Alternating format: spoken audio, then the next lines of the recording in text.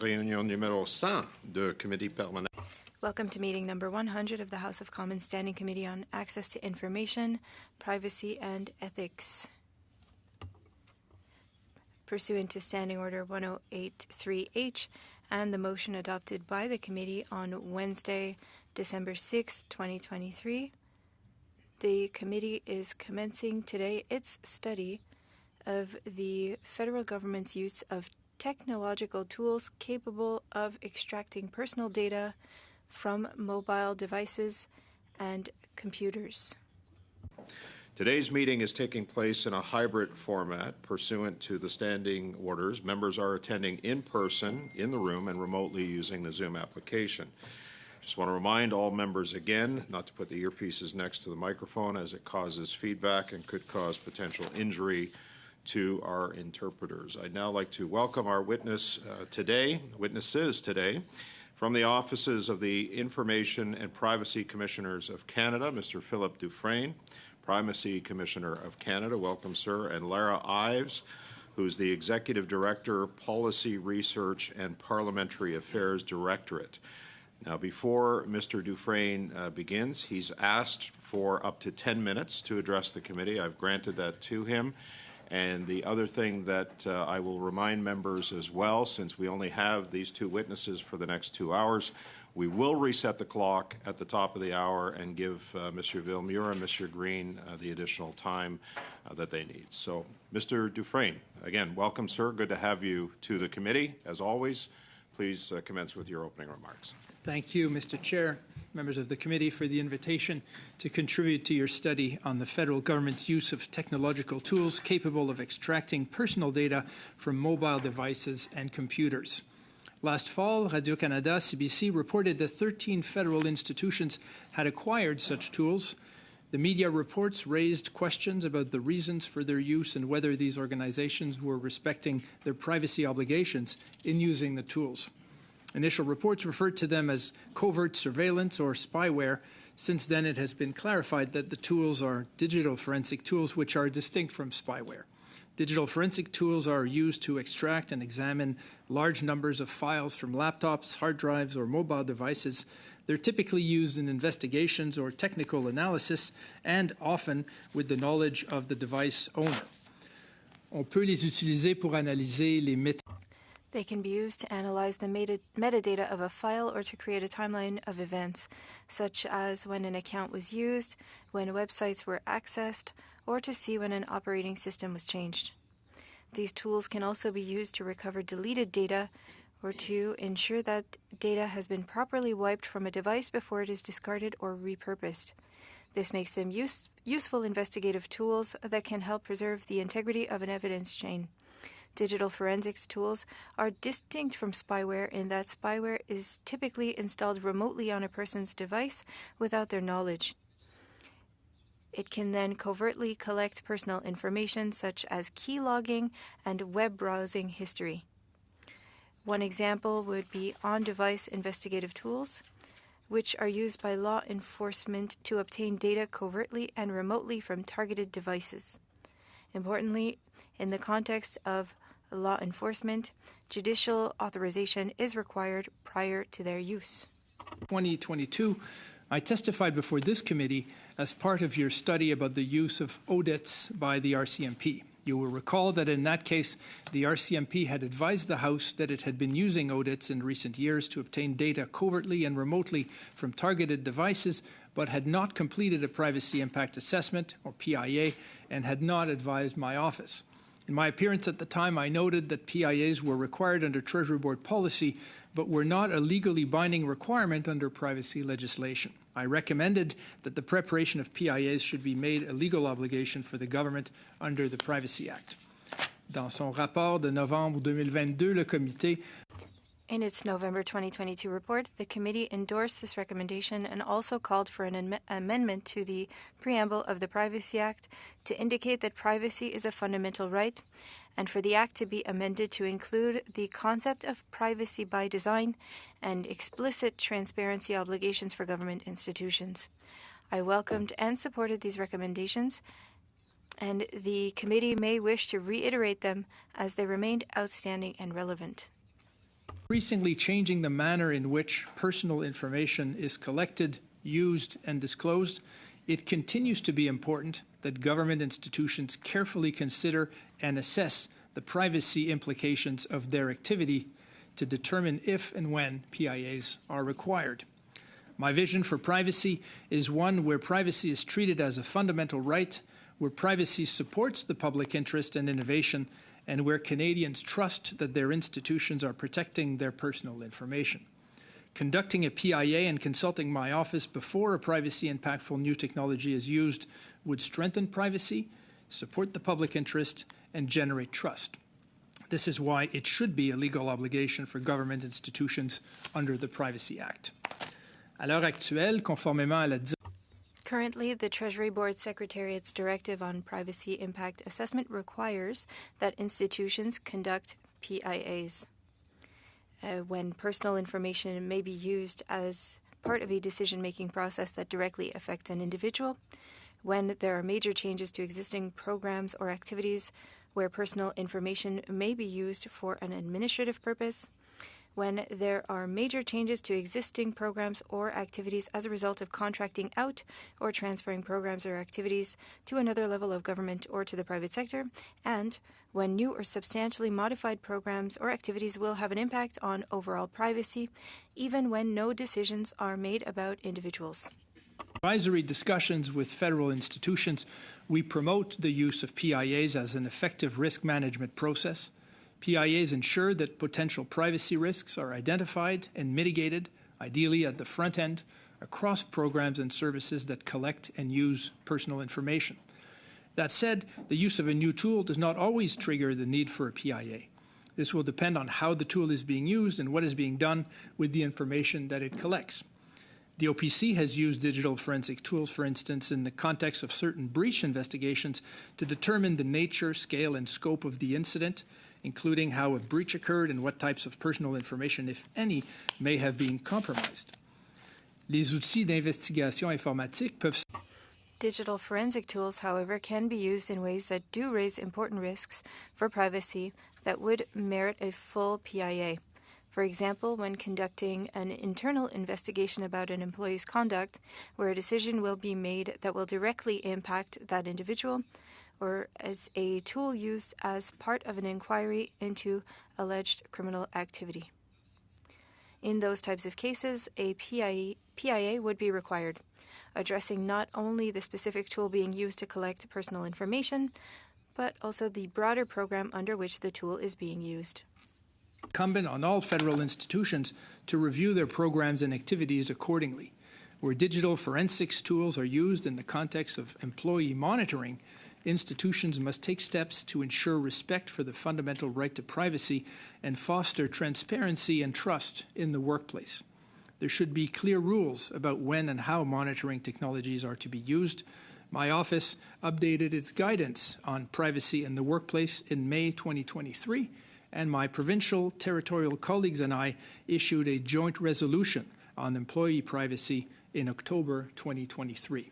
In the present case, following the Radio-Canada CBC reports regarding the use of digital forensic tools in the federal government, my office followed up with the institutions that were listed there and in this committee's motion to proceed with this study. Pour résumer ce que nous avons appris, 3 organismes. To summarize what we learned, 3 organizations indicated that they had completed and submitted a PIA on the relevant program. 1 organization indicated that it had procured the tool but never used it. Another organization indicated that a PIA was not required.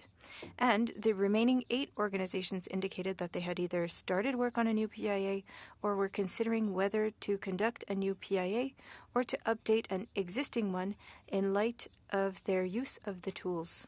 We will continue to follow up with institutions to insist that PIAs be completed in cases where they are required under the Treasury Board policy. But without a requirement in the Privacy Act, there are limits to what we can do to ensure compliance. Privacy impact assessments in appropriate cases are good for privacy, good for the public interest, and they generate trust. In this increasingly digital world, they should be a requirement under privacy law. I'd be happy to take your questions. Mr. Dufresne. Well under time. I appreciate that. We're going to start with our first round of questioning. Mr. Barrett, you have 6 minutes. Go ahead, please. Good morning. Do Canadians have a right to privacy? Absolutely. Can you give us examples of the software that's been used by the Government of Canada to spy on Canadians? As I've described, these types of digital forensic tools are able to retrieve information from device, from computers, to see information that may have been deleted or not deleted. So they are able of obtaining information, including personal information, which is why in situations where they're used and directed towards individuals, whether it's employees or in other circumstances affecting their privacy, a privacy impact assessment should be done. Okay. So can the software that the government is using unlock a locked smartphone? In certain instances, my understanding is that they could. Can it access password-protected laptops and iPads? Again, my understanding is that it can, and these questions should be asked of the institutions as well. The personal information that could be accessed, can you give us an idea of what the range of that personal information would include?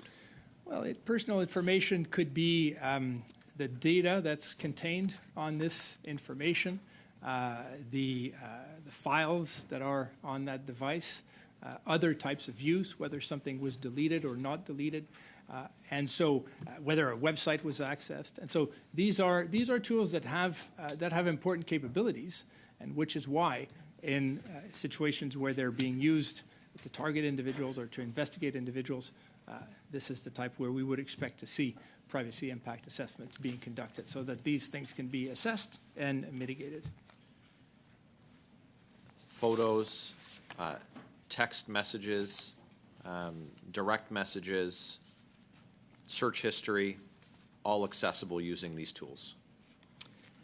Our understanding is that they could be, absolutely. Can the tools that are being employed by the government track the movement of Canadians? Track the movement of Canadians? Their physical location in real time, or their location, their physical history?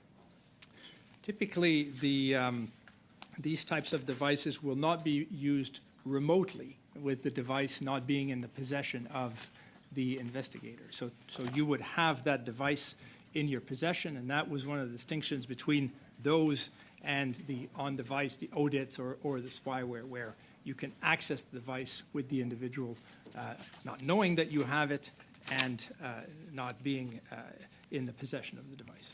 So just let's be clear. The spyware being used can, once the device is in the possession of the government, can retrieve information, even deleted information, but there are remote capabilities as well where software can be covertly installed and then used to track the location and the use of a device. If we're talking about digital forensics tools, which is what we're talking about in this context, they can be used to acquire digital evidence, recover deleted files, analyze files of interest, create a timeline of interests and events. They almost always require the physical access to the device. So that's the distinction between what is spyware or ODITs, where you could do that remotely without the knowledge of the individuals. And so they're different tools, but they still nonetheless have important capabilities. How many government departments have this capability? I don't know of all the departments that would have it, but certainly from the reporting, there were 13 that were identified as having those tools, and so we've followed up with them and have obtained information. So is the only way that you would be aware, or your office would be aware of the intention to use or the capability that a department had this capability, is if they were required, that government departments were each individually required to complete a PIA, a privacy impact assessment, in advance? Well, in many cases, that's correct, because we don't know what a department is doing unless they advise us, unless they consult us. So the policy of the Treasury Board requires that, but it's not a legal obligation. And so my recommendation is it should be. It always is better for the department, for Canadians, for my office, when that proactive reach out is done from the department so that we can provide our input, we can flag risks, and Canadians can see that this is happening. Some of these tools can be used appropriately. There are good reasons for it, but we need that privacy check. We need that assessment. Do you differentiate between the types of tools that government departments use when you consider something like the COVID app, where the government said that they wouldn't use the app to track the movement of Canadians, but that's exactly what they did. So it seems like the government, the attitude towards the privacy, the right to privacy that Canadians have, that attitude is lacking. Well, I think that we have to strengthen that generally. There is more and more technology being used with greater capabilities, and that brings innovation and that brings opportunities. But we need to have that reflex of privacy by design, privacy at the front end. Often we'll see the situation where the tool is developed, it's used, and then we do a privacy and impact assessment, or we bring in those things. It's always going to be more economical, more prudent to bring privacy at the front end. And it's more important than ever in this day and age where we have AI, where we have technology that is ever more capable. And so we really recommend that this be a legal obligation for that purpose. Thank you, Mr. Barrett, Mr. Dufresne. Ms. Halit, you've got 6 minutes. Go ahead, please. Thank you very much, Chair, and thank you to our witnesses for being here today. To clarify on a couple of things that were pointed out by Mr. Barrett, these digital forensic tools are specific to employees within these departments, correct? In the cases where they're used for administrative investigations, these are not the only purposes. Some departments would use them for other types of investigations, but certainly if we're talking about administrative investigations, that would be the employees of the department. So to be clear, is it all of Canadians and all of their devices that these departments are investigating or keeping an eye on, or are we talking specifically about government devices provided to government employees as they're conducting their work within our government? Well, we're talking about a range because some of the departments will be using them to do investigations on breaches of the Act by Canadians generally.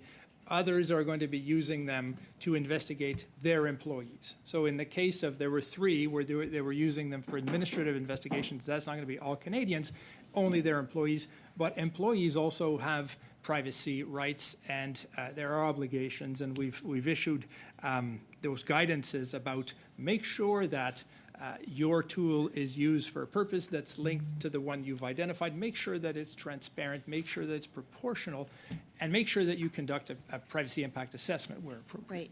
And are we talking about accessing employees' devices, the ones that are provided by the departments, or are we talking about their personal devices where these digital forensic tools are being installed?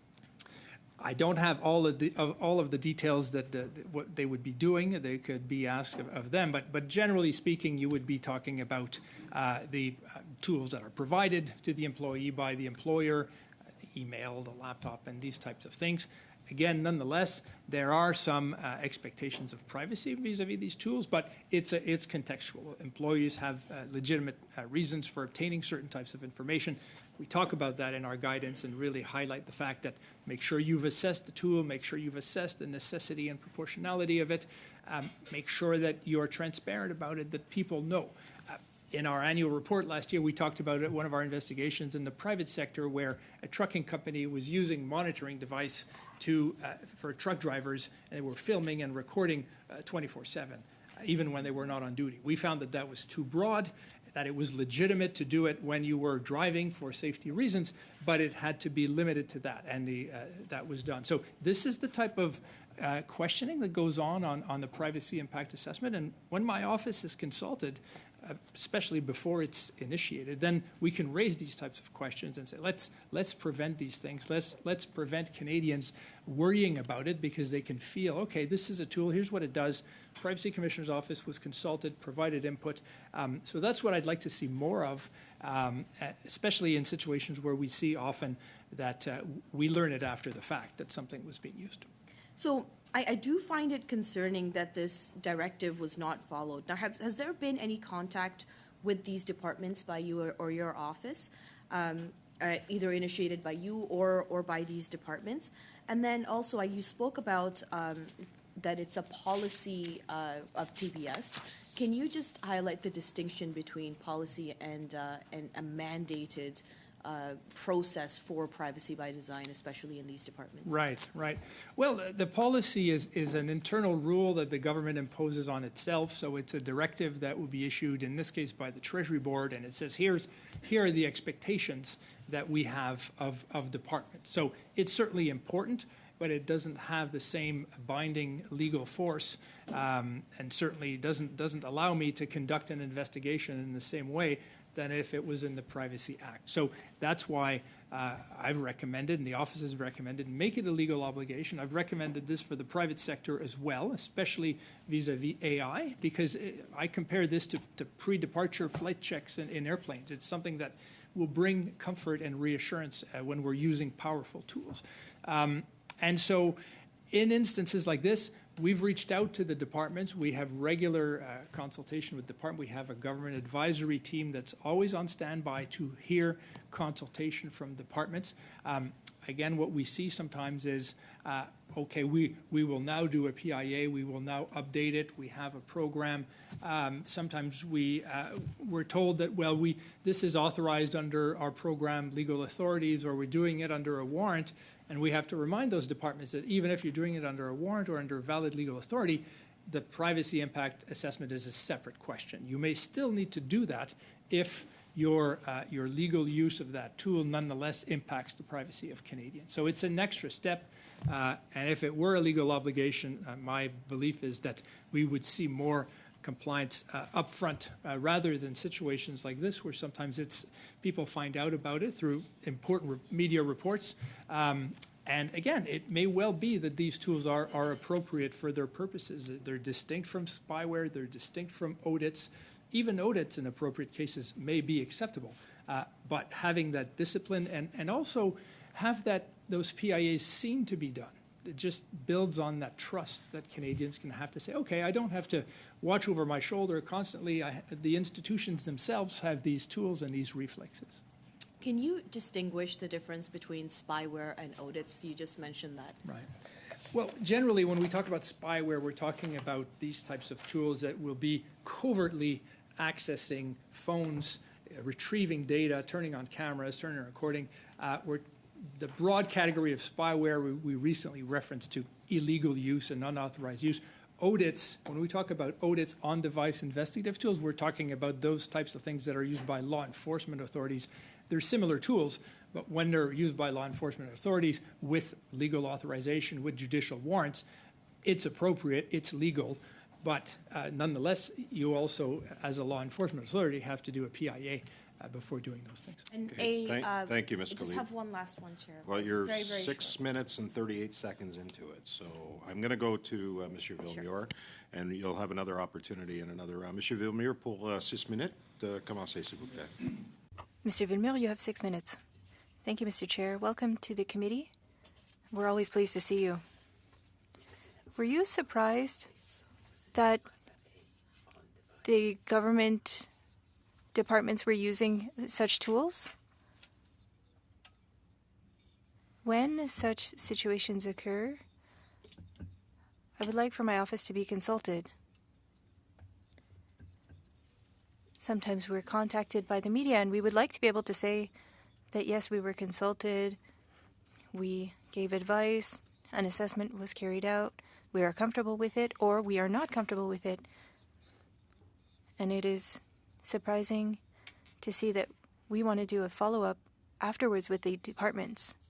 And so it's a surprise then for you that people don't have the reflex to consult your office. do departments and organizations understand the Privacy Act or their obligations under the Act?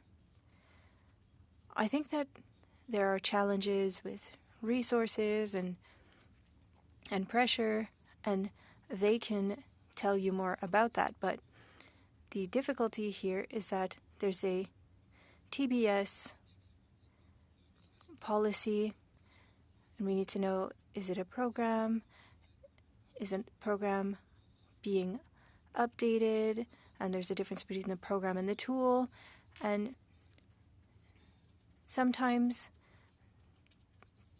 a decision is not made in bad faith. They just think that that an assessment is not necessary. But with technology's evolution, it will be more important to reassure Canadians to say that we're being proactive. And so if it was a legal obligation, it would be better. This is not an issue that only occurs in Canada. At the annual meeting of commissioners in the world, we talked about artificial intelligence, and we reached out to parliamentarians and governments. We showed that we talked about if AI was used in hiring and other aspects of jobs, that there were issues to look at. And so currently, the Act does not allow or does not force departments to be exemplary in their use of these tools. Well, there's no legal obligation to do so. There's an obligation in the policy, but if there's a legal obligation, well, it shows that the priority is there. We'll work hard for that to be included. When I looked at the list of 13 organizations and departments, I was a bit surprised. They're not all RCMP, correctional services. Is it laziness? You talked about a lack of resources, but for privacy, if it's a fundamental right, not having the resources is not an acceptable answer. Do they not care about privacy?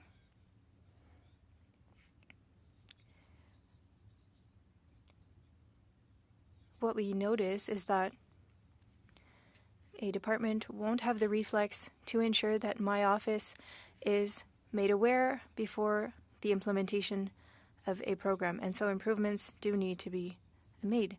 There are departments that use it for internal investigations. Some use these tools for investigations under their mandate. And so the use of those tools is not inappropriate necessarily. It's just that that assessment needs to be done. And we've noticed that sometimes we're told, oh, we don't need to do it because we're authorized in our mandate to carry out those activities. And my message to departments is that that is not enough.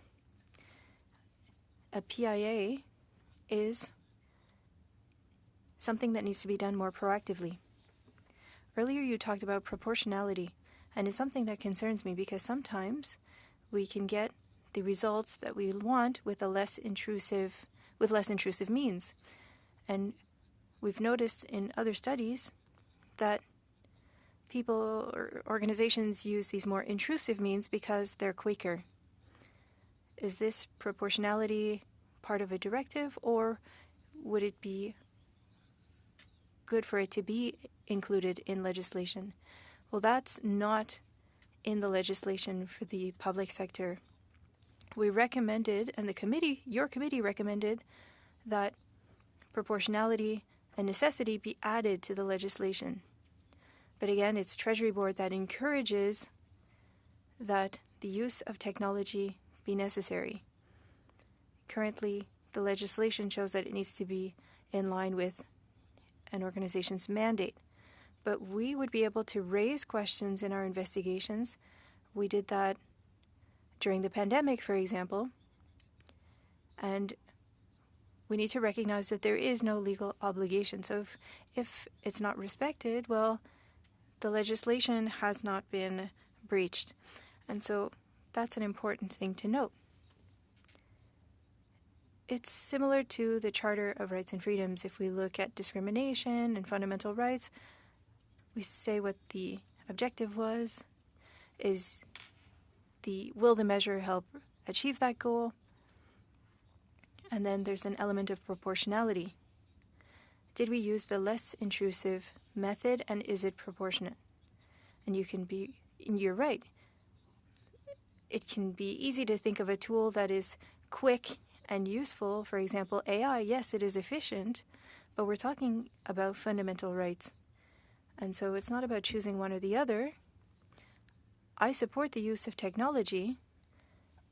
It's part of our strategic policies, but we want to use technology all while protecting privacy.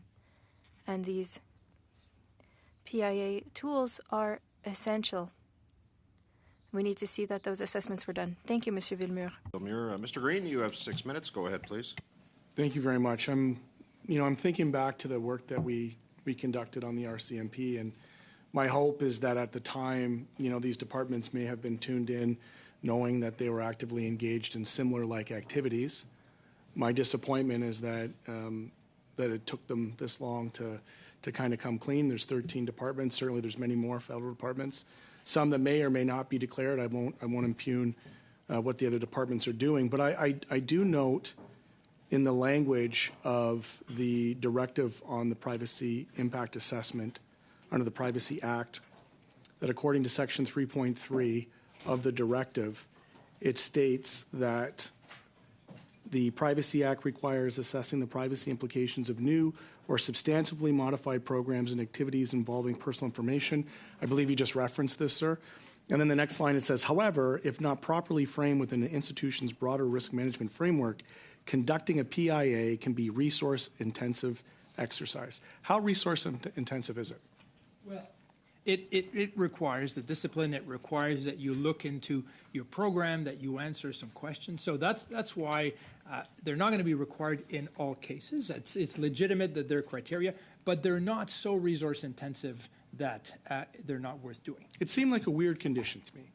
It seemed like in the language of a directive to put that however and associate it with resources, given what I think we've determined at this committee in terms of the importance of democracy and importance of our privacy. That seems like a weird, that's my opinion, it's not yours. But you did say, I think you said that the Treasury Board encourages PIAs. I would put to you that under Section 5.1, the Treasury Board directive specifies that PIAs are conducted on new or substantially modified programs. If it's under the language of a directive, in your opinion, I'm just asking for your opinion, a directive is different than encouragement, is it not? I would say yes. So is it fair to say then that the Treasury Board doesn't encourage, they actually, in fact, through directive, specify that this should happen? I agree. And so given that that is the directive of Section 5.1 of the Privacy Act, and these departments did not, is it fair to say just on the face of it that they were in breach of Section 5.1 of the Treasury Board's directive? A number of the departments in this instance who have not done those PIAs, they are not complying with this directive. And presumably others who may not, to this point, we might not have knowledge of. When you look at Section 5.21 of the directive that provides that PIAs are conducted in a manner that is commensurate with the level of risk, privacy risk identified prior to establishing any new substantially modified program. Not only are they derelict in their application of a PIA, but the fact that they even started the program without the PIA, based on my reading of this subsection, states that they're in a pretty considerable breach. Well, that element of do it before the fact, not after the fact. But that's a directive. That's the directive. It's not an encouragement. That's correct. And yet these agencies went ahead and did it anyways. And in that, and I think there's an important distinction to make, because I don't want Canadians to leave feeling like the federal government has this ability on all devices across the country. We studied to our chagrin the use of movement tracking technologies over the course of COVID. I think we did a pretty good job unpacking that. But in this case, this is for federal employees and, as I'm to understand your testimony, those that are under investigation of being in contravention of the Act. Correct? So when we look at the fisheries and oceans, CRTC, Environment and Climate Change, the Competition Bureau, CBSA, RCMP, National Defense. That could include civilians, correct? Yes. In the case of it including civilians, I would assume, based on your testimony, this technology being needed to be in the possession of government, would that require a warrant? In some cases it would, in some cases it wouldn't. In a situation where you're doing the internal investigation of employees, it wouldn't. But for civilians, in for many instance. instances, you would need a warrant in those cases, and the departments have indicated that. But as was the case for the study on the RCMP's use of ODITs, those also require warrants. But that's a separate question from the privacy impact assessment. The warrant may be based on criteria that are distinct from the privacy considerations that are at the heart of the privacy impact rule. I will tell you that I am concerned that there wasn't kind of a definitive, yes, they would need warrants when applied to civilians. In what situations would it be the case that warrants would not be needed for civilians who are not federally employed? That's a question that would be best placed to the specific department Fair enough. because it's their use of their Fair enough. In your assessment or investigation of this, would that be a consideration that you would consider? Would they be required to report to you about instances where there was no warrant and no PIA? Well, the warrant issue is relevant to us when we're looking at the legal basis for the use. So that's one criterion. In one investigation that we did years ago involving the use of cell towers, some of the things were done without a warrant, and we said that's not justified. Stingray in specific? Stingray technology? I think so. Okay. We'll get the exact name, but that was an issue. So we look at that as the first question. But even if you have that warrant and you have that legal basis, there is then the second question. Do you have to do a PIA? So just in summary, the privacy impact assessment you are putting as something that would be a consideration on top of a warrant, that even that which might be legal by basis of a warrant might not be ethical or in keeping with the act, in your opinion, under a PIA. So if you determined under a PIA that it wasn't those things, do you have the power to actually stop them from implementing these technologies? I don't, because it's not a legal requirement. So that's why the issue really becomes, we can flag it, Treasury Board can raise it, but it is all internal to the government rules. Thank you. Okay, thank you, Mr. Dufresne and Mr. Green. That completes our first round of questioning. We're going to go to our second round now, and we're going to start. I just want to ask members, you know how much I hate interrupting on a timeline. We went well over the 6 minutes on each of the rounds, just to be fair to everyone. So let's try to keep it a little bit tighter now to 5 minutes, because we're getting into well, whatever time we have, but we're getting into the meat of the issue here, I believe, and I want everybody to have that opportunity. So go ahead, Mr. Kurek, for 5 minutes, please.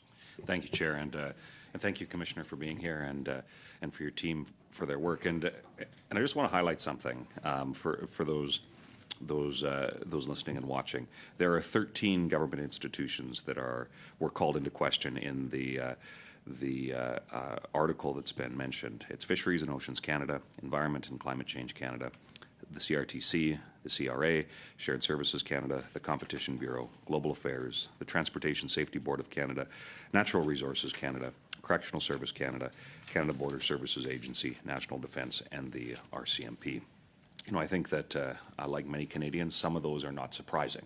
I think it's disappointing that they did not conduct PIAs, as was referenced. But the question around trust is certainly highlighted here.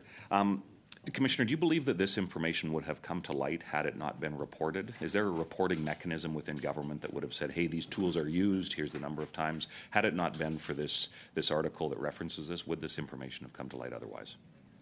We were not aware of all of those uses. We were aware of some of the programs, but that's the issue that the Directive on Privacy Impact Assessment is meant to address. We should be advised, my office should be advised before these new tools, these new activities are deployed. So just to clarify, when I'm hopeful that we'll have a minister sitting in the chair that you're in at some point, does your office have the resources to ensure that there's timely responses to PIAs, questions that would be asked for any department, these 13? And I'm quite frankly concerned that there may be more than this. You know, if we have 13 departments And they work with a lot of other departments, and on the story goes. But are you confident that your office would be able to respond and give advice as needed to whether it's these 13 or other departments that may be utilizing tools like this? Well, generally, I have asked for more resources from Parliament for my office, generally, including for our promotion activities. We do have a government advisory team that is on standby to provide advice to departments, and we prioritize what we get based on the importance and impact. And we will continue to monitor that, and maybe making more requests for additional resources. But certainly, the key thing is we need to know about those matters. We need to be advised by the departments prior to these things happening. It's also part of the policy directive of the Treasury Board. So that's what I'd like to see more often, more proactive reach out from those departments and say, we're considering this. Do we need a PIA? Here's the information so that we don't find out about it in the media. The media reporting very important in this case, but ideally this would be something that we would have known in advance. So just to clarify, if somebody called you, even if it was a developing situation that required, a level of immediacy, somebody would be there to pick up the phone, and you'd be able to provide advice and response. Just to clarify. Absolutely, we're there for that, and we give advice, we flag issues. We're not there to be a roadblock to innovation and to the public interest. We're there to provide advice and to say this is a privacy implication.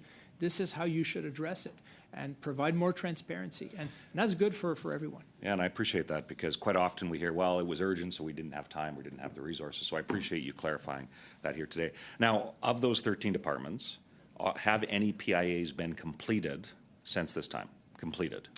We have 3 of the departments have conducted and finalized the PIA on the relevant program. So that's been done. And the others, it's either that one of them had purchased the tool and didn't use it, so there's no PIA.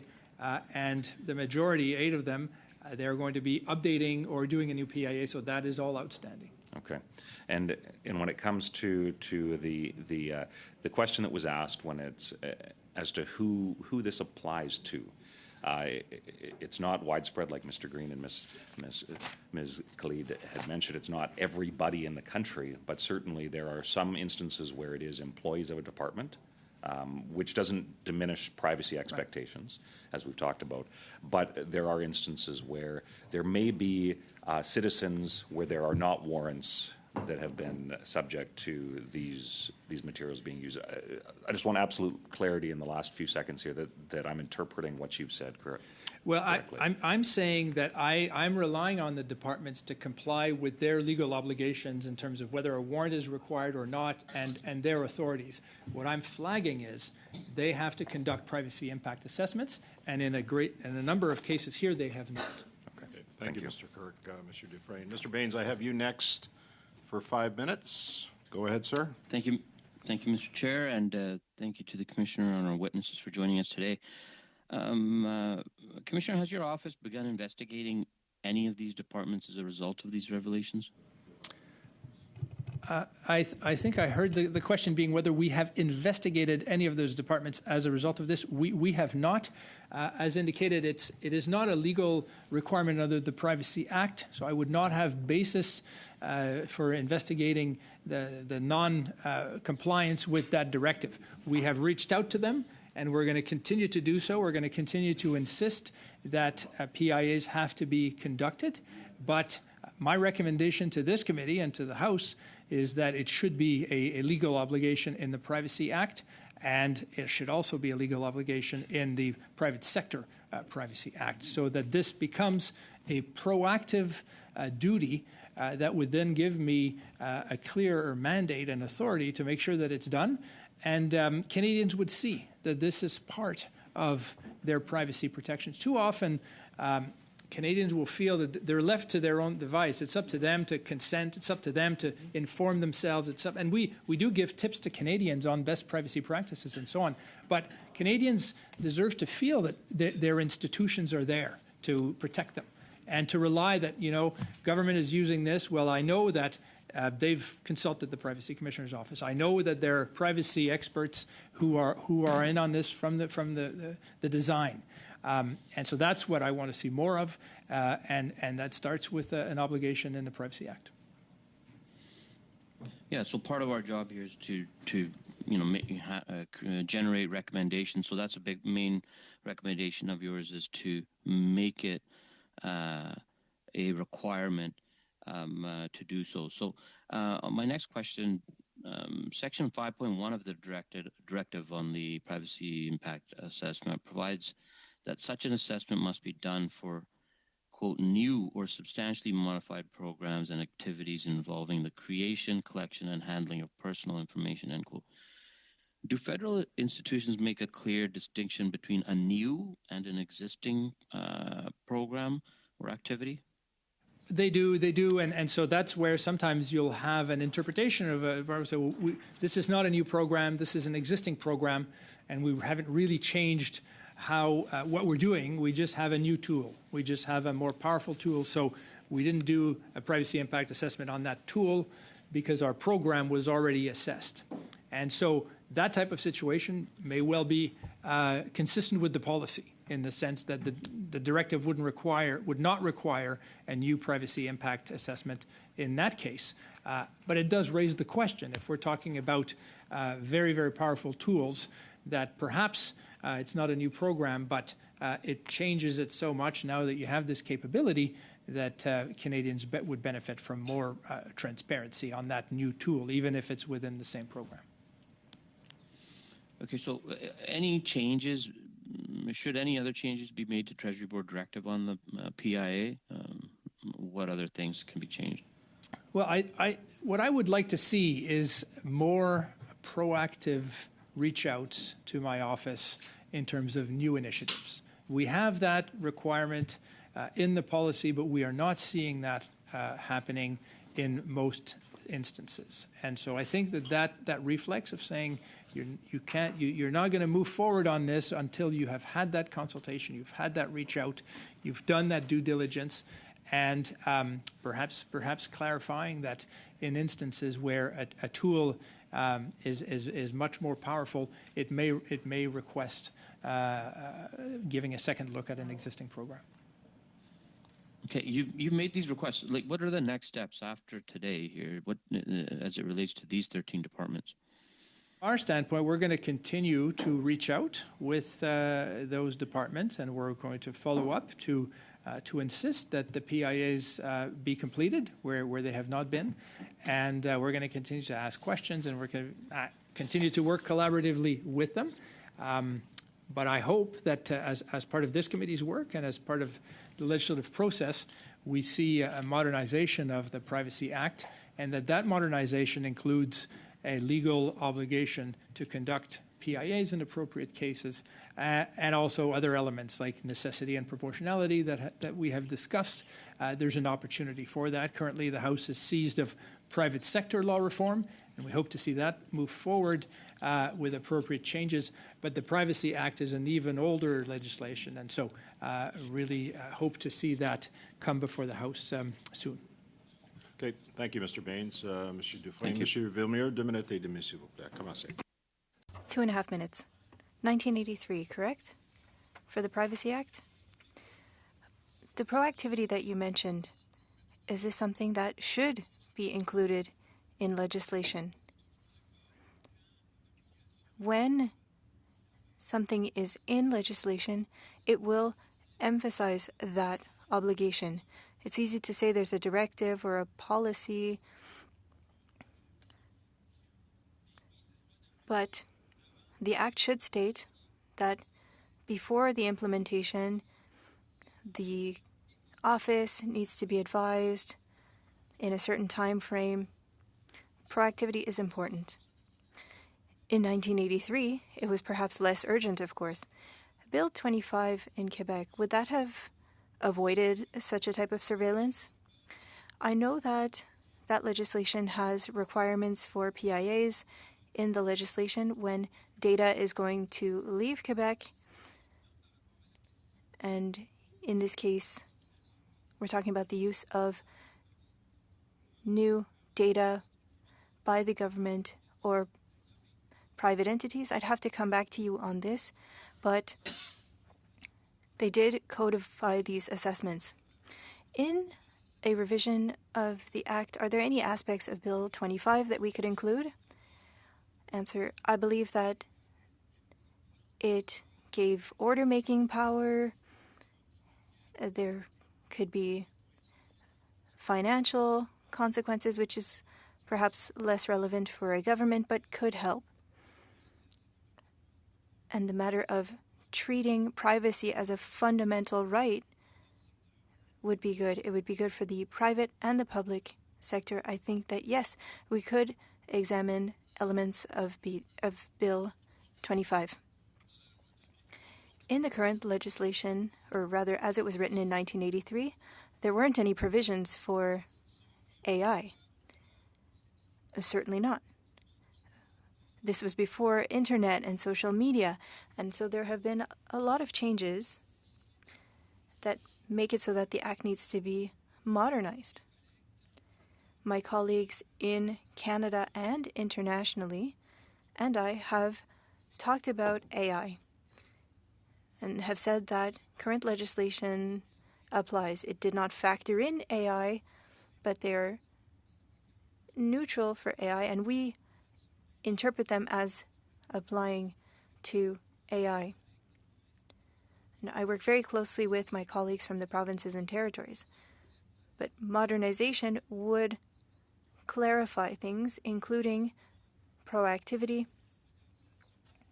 And I ask for it when we're talking about modernization of the Act and AI. We're talking about algorithms, and we don't want to deny technology. We want to have it in the legislation.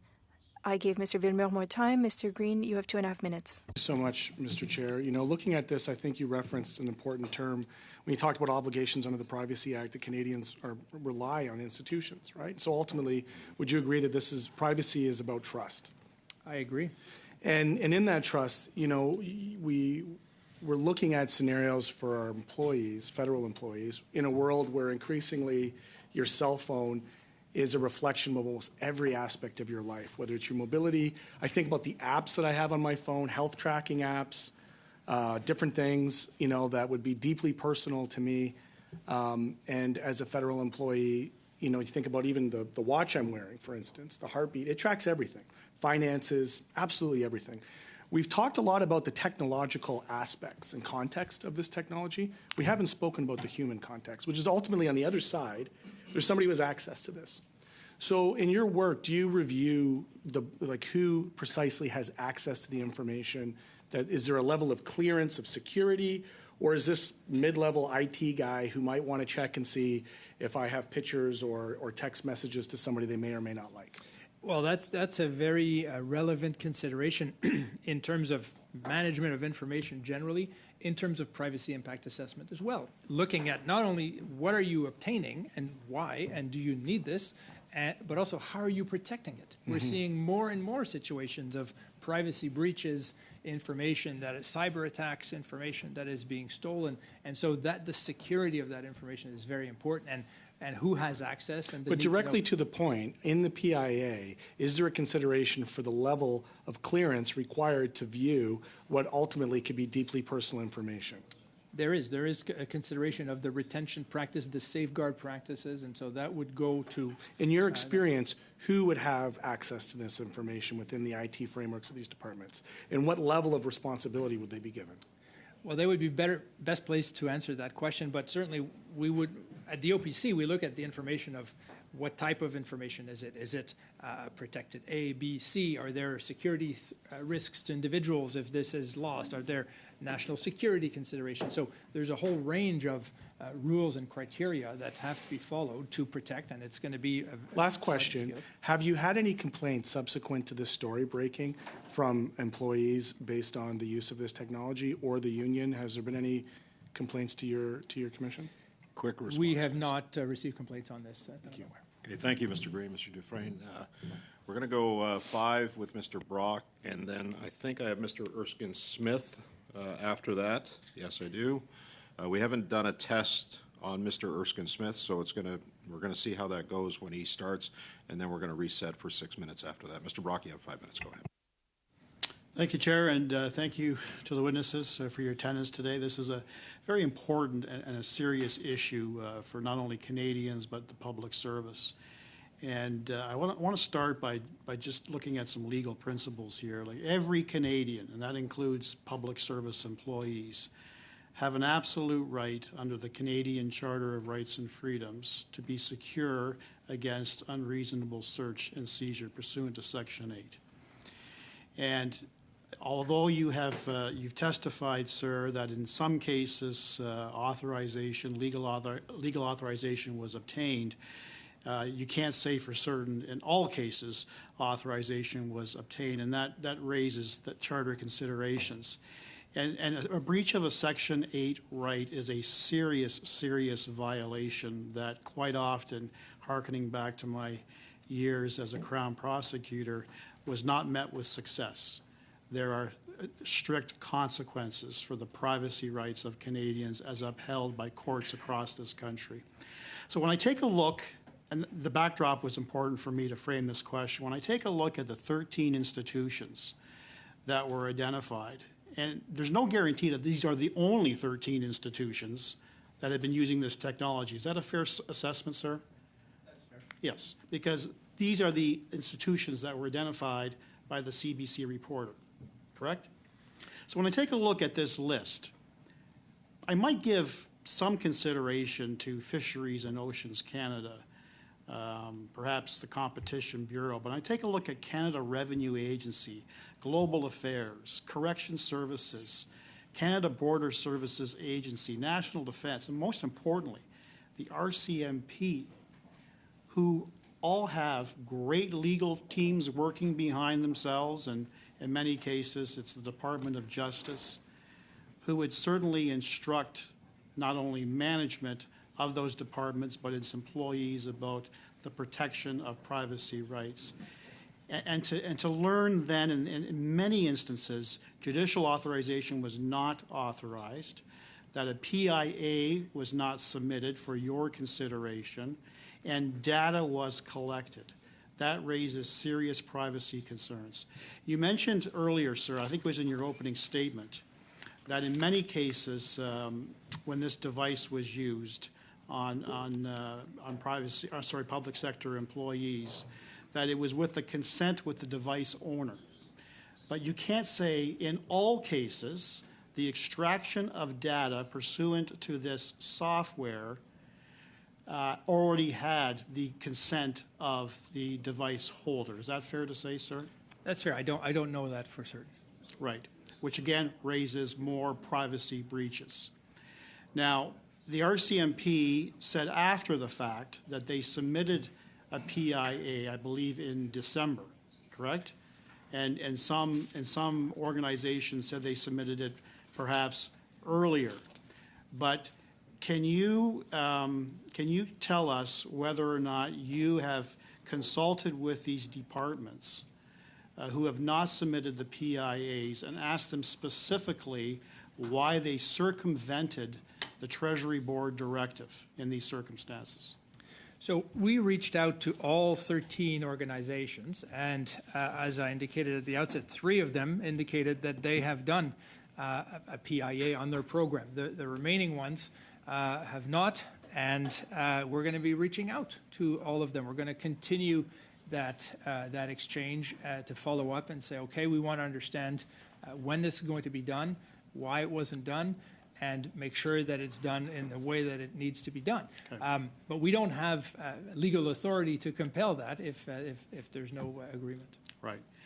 But that is something that could be enhanced with an amendment to the Privacy Act, correct? That's right. That's what I'm recommending. Yes. And as the Privacy Act is constructed, again, not surprising, there are no legal consequences or any penalties for non-compliance with the PIA requirements. Is that fair, sir? Well, that's fair, and my office, I don't have order-making powers. Even for things that are in the Privacy Act, I can do an investigation and make a finding, but I have to rely on the government or the institution complying with that. And that is something that perhaps you would recommend for a possible amendment as well, sir? I would certainly. Absolutely. Thank you. Thank you, Mr. Brock. Merci, Monsieur Dufresne. Mr. Erskine-Smith, 5 minutes. We're going to make sure that your technology is working, but go ahead for 5 minutes, please. Great. Thanks, John. Nice to see you, and nice to see everyone here, especially the analysts. Commissioner, I want to start. The 10 of the 13 departments that have not yet done PIAs, have any of them refused to do one? One of them has indicated that they purchased the tool and never used it, so they did not indicate that they were going to do one. And one indicated that in their view it wasn't required. So we're going to be following up. We're going to be following up to see if we agree with that and to have those discussions. Which one was that said it wasn't required? The Competition Bureau. Okay. And in terms of the other ones, I mean, it would be helpful if you put a timeline to them, say of, I don't know, 20 to 30 days, and then you could refer back to us as to, you could let us know if you haven't got a response, because you may not have powers, but we obviously do have powers to compel attendance. When it comes to the instances used, so you got one department reply to say they've never used it. What's the scale of use here, depending upon the department? Do you have a sense of how often this tool has been used? We have various answers. Some of them it seems to be a more regular as part of their activities. Some indicated a smaller number of uses, but for our standpoint, whether it's used 2, 3, 4 times or whether it's used regularly, we look at it in the same way. Is it appropriate, and should you do the PIA or not? Yeah, so let's pull that apart. So obviously they should do a PIA. I think I can't imagine anyone here disagrees that they should do a privacy impact assessment. I take your point, well stated. There should be an obligation at law that these organizations, where they're using a new tool with impacts upon privacy, do a PIA. Now let's talk about appropriate use, though. So in the CBC report, I saw a sort of indication from agencies and departments that they use this tool subject to judicial authorization in some cases, and in other cases only on government-owned devices and in cases involving employees suspected of harassment. Both of those instances, at a high level, sound quite reasonable to me. Are there other instances that you're aware of that we ought to be concerned about? So I saw the department's responses. They've provided information about the types of programs that they would use this for, and there hasn't been anything that has worried me in terms of, this is a completely inappropriate purpose or an inappropriate use. They're using this to fulfill their mandates as organizations, to apply their enabling legislation, or to do some investigation. What I'm concerned about is, has the privacy consideration be done? Has it been done well? Has it been done in time? And have the risks been mitigated? Obviously, that's my purview. Specific questions about the legitimate authority that they have, or the mandate would be distinct, and perhaps things that this committee can ask. But my concern at this stage is we need to consider the privacy impacts in all situations where you can impact the privacy of Canadians, and that's not always been done. So no question, and I know you're getting back to the need for a privacy impact assessment there, but even if there were a privacy impact assessment, you could imagine that the scope of a particular investigation would either be within within that PIA, or it could go beyond what is contemplated by the PIA. And so, but there's no example that you've been provided, or no instance that you've been provided of use to date, at least, that you're aware of, where the use is obviously beyond the bounds of anyone's expectation of privacy. There hasn't, but it highlights, again, another recommendation that I've made and that this committee has endorsed in the audit study, which is the element of necessity and proportionality. So that agreed. too should be in the taken. law, because that's the point you're getting at. There may be a legitimate purposes, but are you going too far in how you're achieving it? Yeah, the scope of the search matters depending upon the context and what you're after, and the seriousness of any allegation, if it's relating to employee harassment, for example. Those are all my questions, but I will say Commissioner, if you do have examples that you feel have gone beyond the reasonableness, have gone beyond necessity and proportionality, I would appreciate if you revert back to the committee on that. Noted.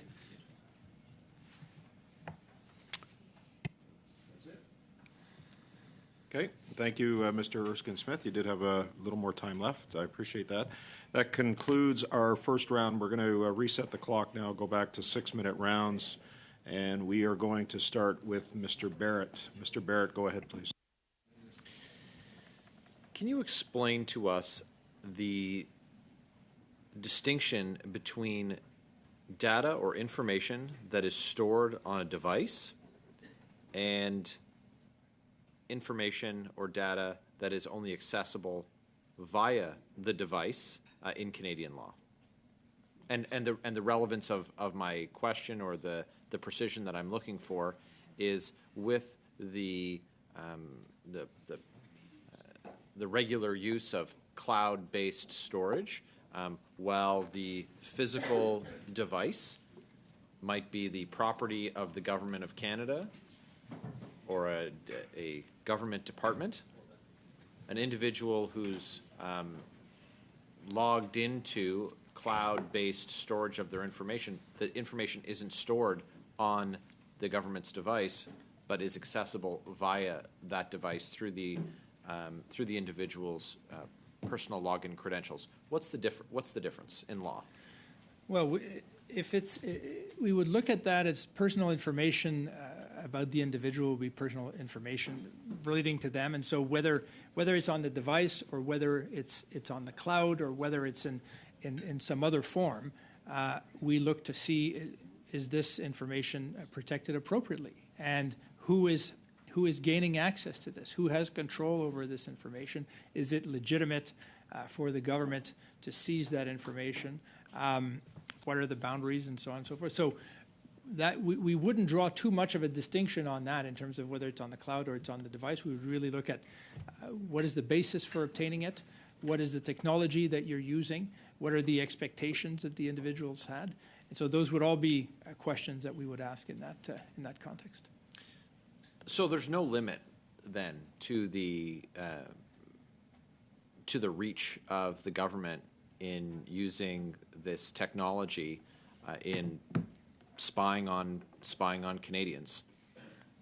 Cloud-based storage, Microsoft, lots of folks use Microsoft to store their documents. Dropbox, Google, all cloud-based.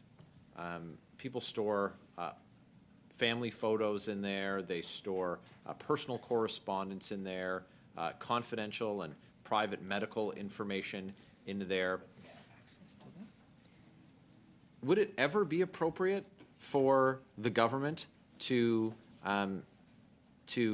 use the guise of, well, it's a government device, and you once logged into your cloud-based account using that device, therefore we now have unfettered access to that? And is the only measure after the fact what they looked at, and we only took certain things? Once they viewed the information, the privacy of the employee has been violated. That Canadian's personal and private information has their privacy has been breached. Is it ever appropriate? Well, there's a principle of limiting collection, and we all, again, link to that necessity and proportionality. If you're the employer and you're going to be looking at data of the employee, it's all part of the transparency. Make sure the employee is aware this is your work device. You're using it for personal things. Is there mix? What are the expectations in terms of what the employer will have access to? What does the employer need to have access to those things?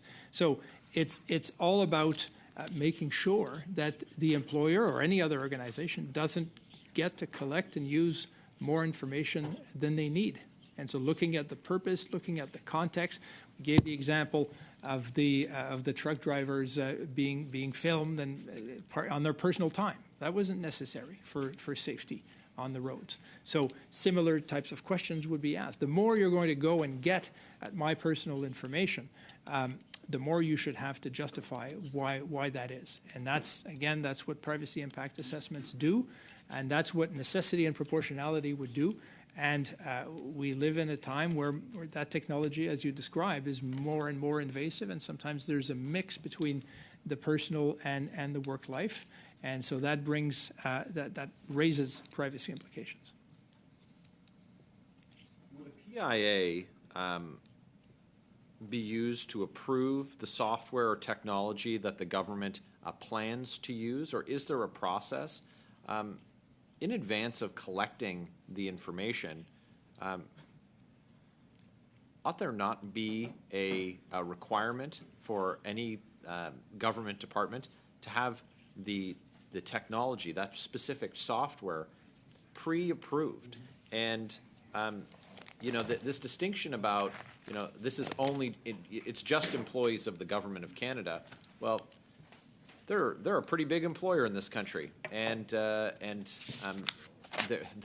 employees by and large are Canadians, and that's not to be glossed over. We seem to be playing catch up so often on privacy issues with government and government departments. Would your recommendation be that the software be approved even prior to procurement? Well, I'll read you 4.22 of the Policy on Privacy Protection from the Treasury Board, and it says, notifying the Privacy Commissioner of any planned initiatives, legislation, regulation, policies, programs that could relate to the Act or any of its provisions or that have an impact on the privacy of Canadians. This notification is to take place at a sufficiently early stage to permit the Commissioner to review and discuss the issue involved. So that same point, do it before, not after, so we can flag concerns. Okay, thank you, Mr. Dufresne. Mr. Barrett. Ms. Damoff, 6 minutes, please start. Thank you so much for being here today and shedding light on this serious issue. First, I want to ask you, is this spyware? This is not spyware. This difference between spyware is covert, remote, you don't have the device and you're doing it. This is a digital forensics tool, so a different type of okay, because it's been referred to by my conservative colleagues a couple of times today as spyware, so I just wanted to clarify that.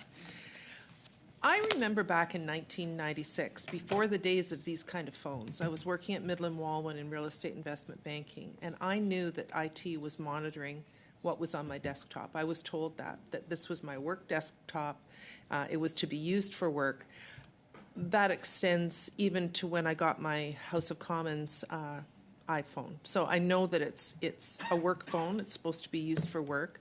What reason would an employee have to put their, I have an Apple Watch like my NDP colleague. It's on my personal phone. So why would the government have access to personal health information unless someone has chosen to put their private information on a work phone when they know that their work phone's only supposed to be used for work?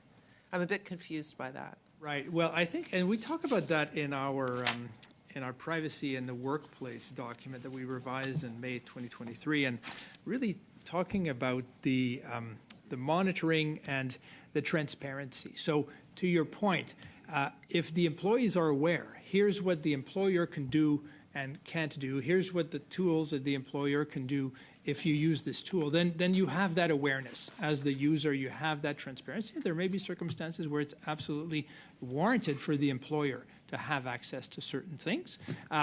But even if the information is there on the phone, why would the employer need to have access to that health information of yours? You put it there, perhaps rightly, perhaps wrongly, but does the employer need to have that? So how do we balance that, the limiting the use, limiting the collection, and that transparency? And we have to modernize and apply these rules to evolving technology. It was much easier before, because as you say now, with these devices, so much of our lives, it's so much easier to mix. And we're talking about the RCMP use of audits before, and that was really done because the wiretaps weren't working anymore. People weren't using landlines. But The landline didn't give you nearly as much information as the phone. So that's an example of, well, it's a different tool, but it also is of a greater magnitude. And I've had those questions for the RCMP before. I used to be on the Public Safety Committee. But I am a bit confused about that because I think, if I'm not mistaken, Apple has won court cases not to provide the passwords to access smartphones. I've heard from police services and the RCMP that they're stymied in cases because they can't access that information, where legitimately, it could be organized crime. So how is it, from what I'm hearing today, it makes it sound like the RCMP actually has access. We're talking about employees, are we not? We're not talking about the organized criminal out there that they would like to be able to have access to. I think it gets the lines get a little bit muddied here about what exactly we're talking about when it comes to our police services. Well, in the context of the RCMP, in this instance, they're using those tools for their investigations generally, not investigating their employees. There are 3 of the organizations who are doing them for internal But they have to have investigation. the phone, though. So they would have to bring me in, and I would physically have to provide them with my phone. Is Right. that right? This Right. isn't being done surreptitiously. That's right. That's correct. Canadian is sitting in their home, and the RCMP is surveilling their personal information. That's right. It's not the same thing as spyware. It's done where you have the device, you're going on the device, and you're retrieving information. And again, in certain instances, it may be perfectly legitimate for the RCMP or for an employer to have that information. But the issue is we need to make sure that it's done with privacy protection in mind. We need to make sure that there's transparency and that there are these guardrails. But I don't want to suggest that the use of this is completely unacceptable and has to be stopped altogether. It's bringing this privacy lens to it so that we can have the benefit of the tool while at the same time protecting our fundamental rights.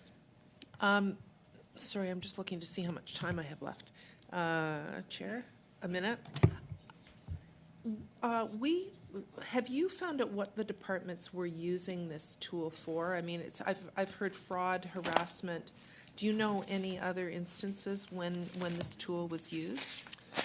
We do. So we've obtained information. Some have used it for anti-spam legislation. Some have used it for cybercrime investigations or national security matters. Some have used it for income tax purposes, investigation. Some have used it for Competition Act, environment, fisheries, conservation program, transportation investigation. So these types of things falling under the authorities of the departments, and 3 of them for internal investigation. So I only have 15 seconds. I'm wondering, could you provide us any recommendations you have in writing?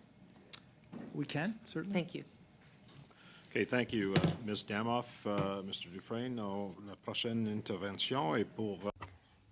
Our next question from Mr. Villemur. You have 6 minutes. Thank you very much, Mr. Chair. I would like to table a motion. It was distributed in both official languages. Considering that the Privacy Act hasn't been reviewed since 1983, considering that the Ethics Committee has asked for a review in its last reports, that the committee asked the Government of Canada to review the Privacy Act.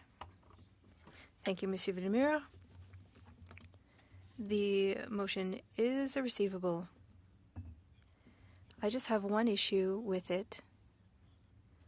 The committee does not have the power to ask the government for this. The committee can make a recommendation,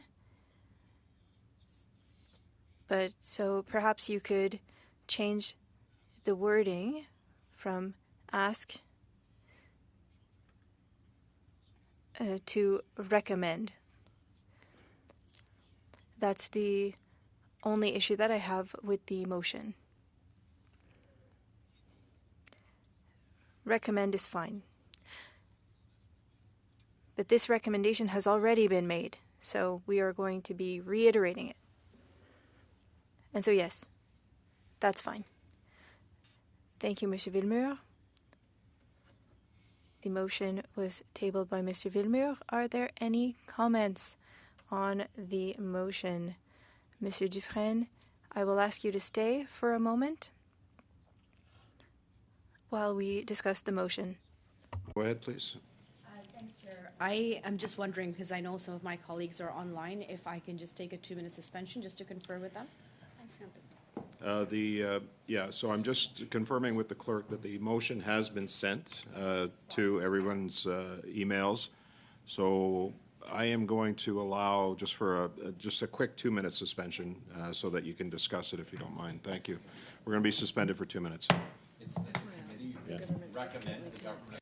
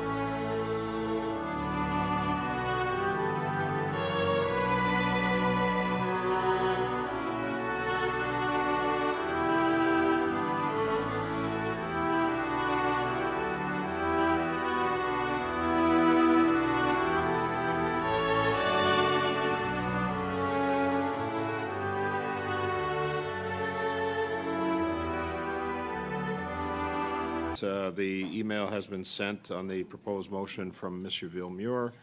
Ms. Damoff, on the motion. Yes. Go ahead. Thank you, Chair. As the committee knows, the government is currently reviewing the Privacy Act, but my question for the member is, why would we pass a motion on this as opposed to including it in the report? We just started this study today, so I'm just wondering if he could maybe let us know why this wouldn't just be a recommendation of the report that we're going to do on this. Yeah, I think that's a fair question. It's Mr. Villemure and I had a sidebar on this, on the exact same issue. But I will let Mr. Villemure expliquer, s'il vous plaît, pour Madame Damoff et la commission. Please explain, Mr. Villemure. Thank you very much, Mr. Chair and Ms. Damoff. The committee recommended multiple times that the Act be reviewed. I think that it seems like we are currently consulting each Canadian individually, and so it's taking a long time. And the committee had already made recommendations, and we have the commissioner here who has said over 1 million times that a revision needs to be done. And we need to make a point of this and bring it back, because this recommendation isn't being taken seriously. And so accumulation will hopefully help make this heavy enough that it will be noticed. We have had other studies on privacy issues, and we've made this recommendation before. I hope, or rather, I believe that we all agree. We've heard all of the same testimonies, and the commissioner is here, and the commissioner's predecessor said the same thing.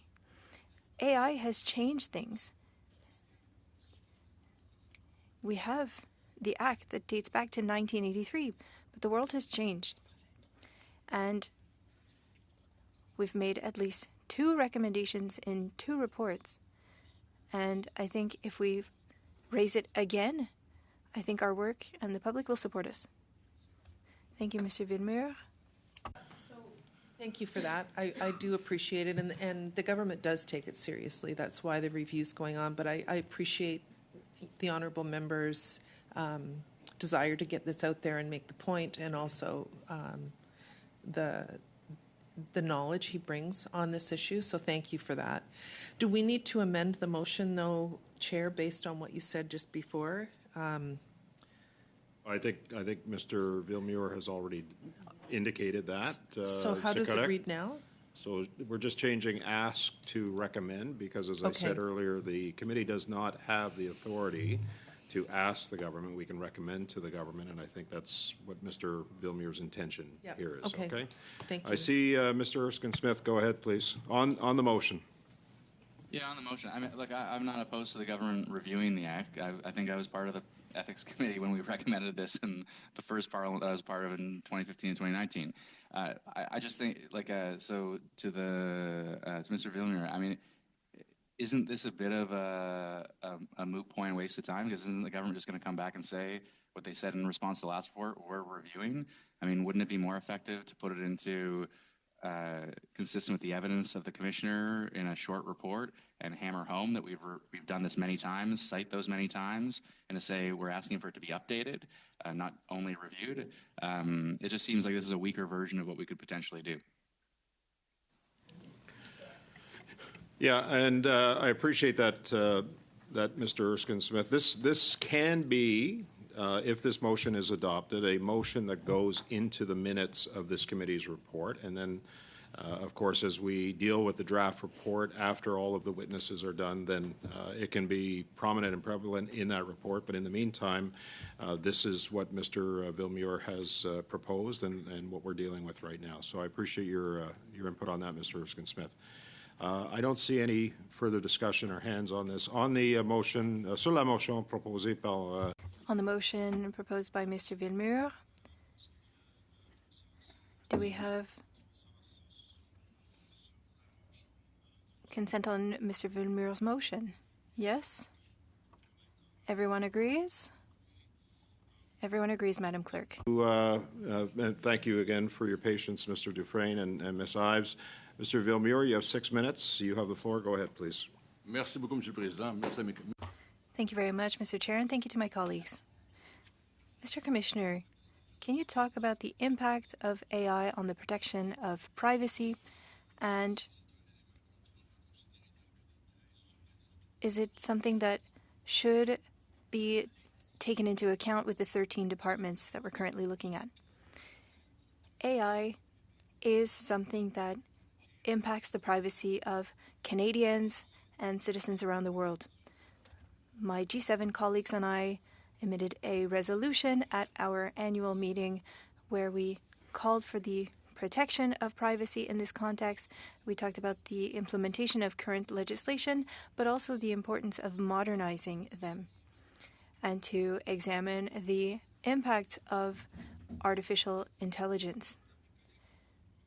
My provincial and territorial colleagues in October published a declaration, rather in December 7th. We organized a symposium here in Ottawa with our foreign colleagues, and we published a statement on AI, and we highlighted our expectations, legal authority, goals, proportionality, necessity, accountability, limiting the use, and so we used this lens on AI. And in the context here of tools, I haven't received any information stating that it is AI, but it is something that needs to be considered. And when we're looking at jobs, the Privacy Assembly talked about the use of AI in order to manage performance and hiring. And there's currently a complaint against OpenAI to see whether or not it is compliant with ChatGPT and what are the recommendations if it's not compliant. And we need to know what data is being used to train AI, what protections are there, what limits are there. When the OECD examined AI, the three main risks were disinformation, misinformation, the impacts on copyright and on privacy. It's very important. And last week, we announced our three strategic priorities. The first was to optimize and modernize the structure at the office to have a bigger impact. And second was technology, to ensure that technology respects privacy. And third was protecting the privacy of children. That is a very important element. And we saw talks about this week with media giants talking about this to the American Congress about protecting children. And so it is very essential. You have three priorities, but would you say that you are currently well equipped to assess the impact of AI on privacy? We have a lab, but we need to continue our work because things evolve. The organizations that we are responsible for have more resources than we do, and we do need to continue focus on this. You talked about ChatGPT, generative AI. Do you see a different impact on privacy since generative AI, or is it simply an increase in the change of technology? It is used increasingly. We see the potential impact of false information, of taking someone's image and making that image do certain things. So there is a lot of potential impact for privacy, and generative AI is another significant challenge. There was, in 2009, an American comedian that had his image be used recently. Would such a use be a violation of privacy?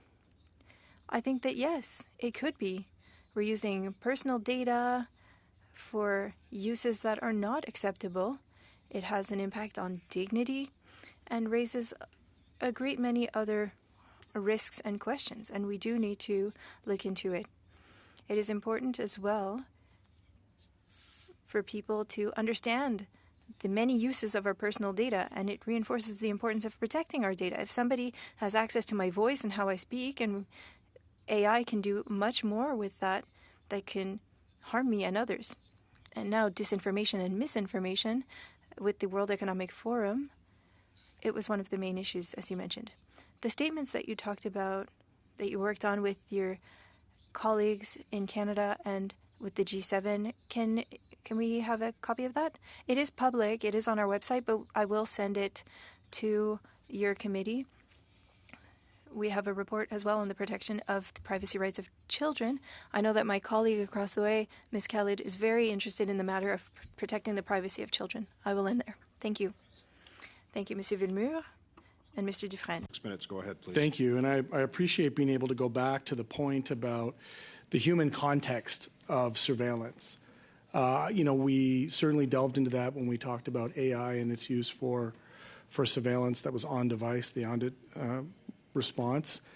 We covered, I think, compellingly the ways in which bias is baked in.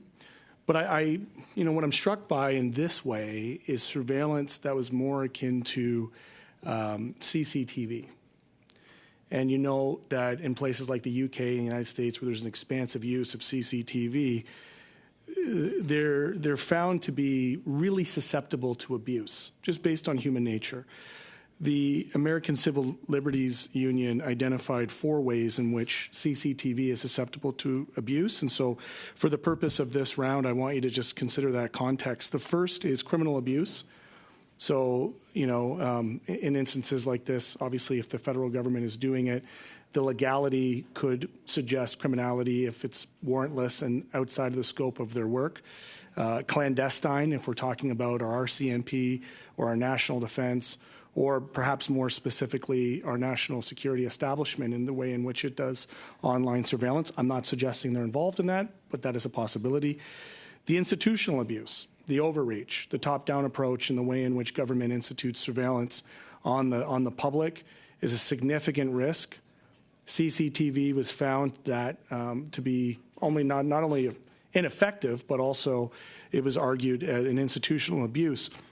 But I think what I'm most concerned about with the sensitive nature of the information is the abuse for personal purposes, which is why I was trying to drill down on exactly whom. And in my mind, I have and I think from anybody who's not aware of IT, we have an idea of who's on the IT side.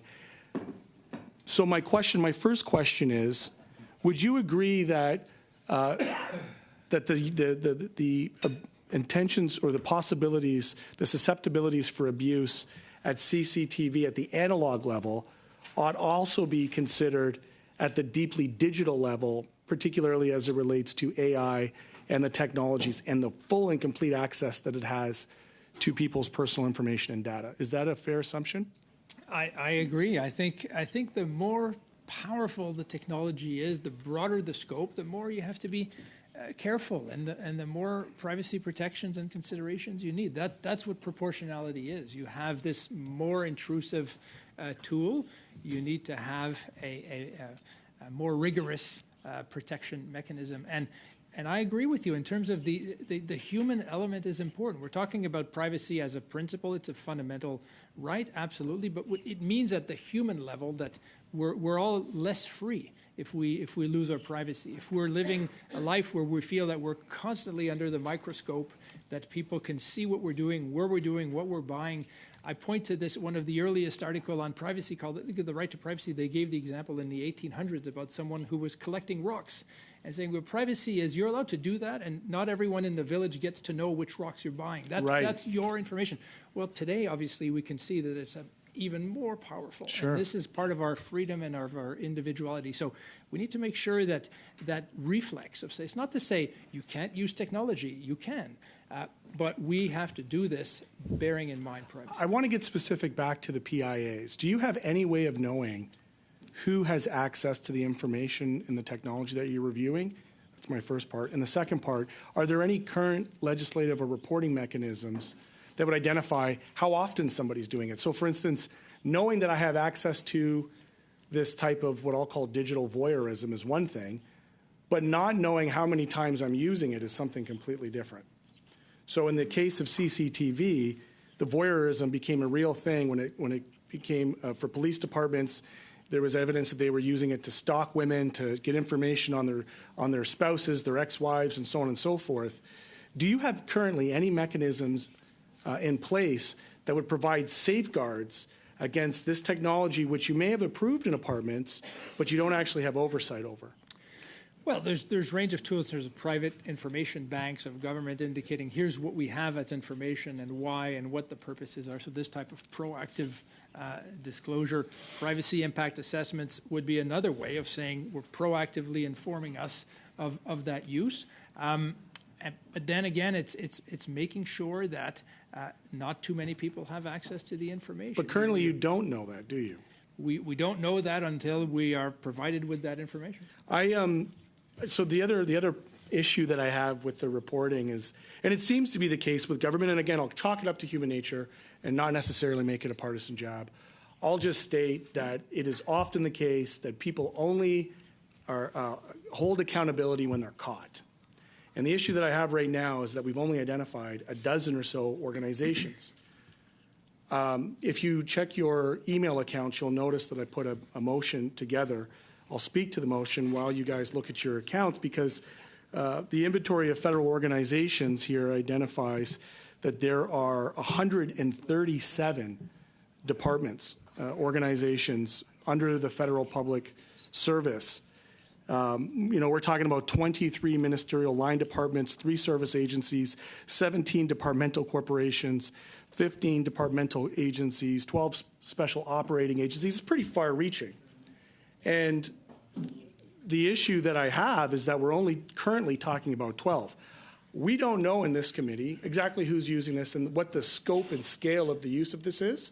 So what I'd like to do is move a motion that in relation to the study on the use of tools capable of extracting personal data from telephones and computers by government institutions, that the committee write each federal department and agency not already named in the study and request that they confirm whether or not they have procured and have access to software used for extracting information off of electronic devices, and that the request to this response be sent to the committee no later than 10 business days after receipt. Thank you, Mr. Green. The motion, as Mr. Green stated, had been sent to everyone's email prior to him moving that motion. The motion has been moved. I'm going to accept it because it is in relation to what we're studying today. Is there any discussion on Mr. Green's motion? I don't see any. Do I have consensus on adopting Mr. Green's motion? We do? Yes. Thumbs up from everyone? Okay, thank you, Mr. Green. That concludes your time. The motion has been adopted. That concludes your time. We're going to go 5, 5, 2.5, 2.5 to conclude. I know that everybody is aware that Mr. Barrett will be moving a motion at the end of this meeting. We should dispose of that fairly quickly. But we're going to commence our 5-minute round with Mr. Couric. Go ahead, Mr. Couric. Thank you very much, Chair. And I think that that the passing of that motion highlights how concerning it is, the unknowns that exist. And you know, when I saw that environment and climate change, and I represent an area with lots of farmers, and the fact that you know, there's been highlighted concerns to me by farmers who will get correspondence from different levels of government that they don't know what certain demands are, what they mean, what's included in that. They're asked to agree to things that they don't necessarily have all the details of. So the fact that there are unanswered questions, I think, highlights how important it is to really get to the bottom of this, because if that is impacting the privacy rights of Canadians, certainly we need to be very, very clear on that. And the fact that it was Environment and Climate Change Canada recently had a job posting where they were looking for, you know, climate enforcement officers. And what does that look like, right? And farmers in my constituency are asking, well, what does that look like? And I certainly would ask those questions. Commissioner, you've outlined some of the concerns, and I would, if I could, ask you to provide some specific examples of what needs to be changed in order for you to not only have the tools, but to ensure that the legislative framework is in place so that the questions that we have asked and all parties have asked, that those questions can in fact be answered that are not currently able to be answered because of gaps or where legislative frameworks don't go or regulatory frameworks don't go far enough in Canada. Could you outline some of those things? Sure, thank you. Well, I would recommend that the PIA be required when new powerful tools can have an impact on the privacy of Canadians. So perhaps moving away from a notion of a program itself, but if there's a new tool that changes the context, then consider a privacy impact assessment. I would recommend making clear that my office has to be consulted and advised before the deployment of new technology, before changes to new programs, and not after the fact. And in fact, not just on the day of, but with sufficient time so that we can provide meaningful input. I would recommend that the Privacy Act be modernized to include necessity and proportionality, so that this element and this discipline of saying, well, the goal may be important, but are we limiting the information that we're gathering to the minimum required? So those would be highlights. I echo the recommendation of the committee in terms of privacy by design. Also, of course, having order-making power for my office is something that is important and should be included in new law as well. It's too bad that we need to even consider order-making power when I would hope that the attitude would be to presume privacy and presume that privacy matters for Canadians. But obviously, over the 4 or so years I've served in this committee, that is not the case. Just curious if you could, because whether it's order-making power or when there's non-compliance, I'm curious as to where penalties, proportionality, what would you recommend as the solution to ensure that ultimately at the end of the day it's not just a recommendation or it's not just a Treasury Board mandate that ultimately gets ignored with nothing happening to those who willfully ignore what could be the privacy rights of Canadians? Well, in the context of the private sector, I've clearly recommended order-making powers and fines in appropriate cases. Not because I want to issue fines, but I want them to be a possibility because it focuses the mind of decision maker. In government, I would hope that that's not required for government departments, but it. Do you have a number? Just curious. You mentioned fines. Is it? An administrative penalty? Is it? In the private sector context, they're talking about a percentage. I think it's 10% of take away in a year for an organization, or 10 million, 50 million. I forget the specific detail, but you have that range. For government departments, it could be something different, although you have also Crown Corporation. We've issued a decision on Canada Post in our annual report. We're waiting for Canada Post to comply with that. They have not yet. And so these types of tools are helpful.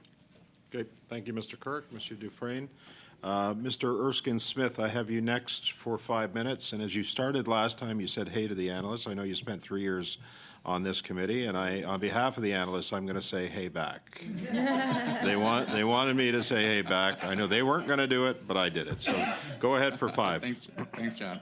Thanks, Alexandra and Maxime Olivier. Okay, so I want to start, Commissioner, because my colleague Matthew Green had drawn a parallel to CCTV. Now, there have no question been documented abuses of CCTV. This is, of course, a different technology, and different technologies have different challenges. It strikes me in this particular instance, with this particular technology. Sorry, Mr. Can you just move your boom a little bit closer, if you don't mind, because it's just a little muted. Okay, that's better. There we go. You.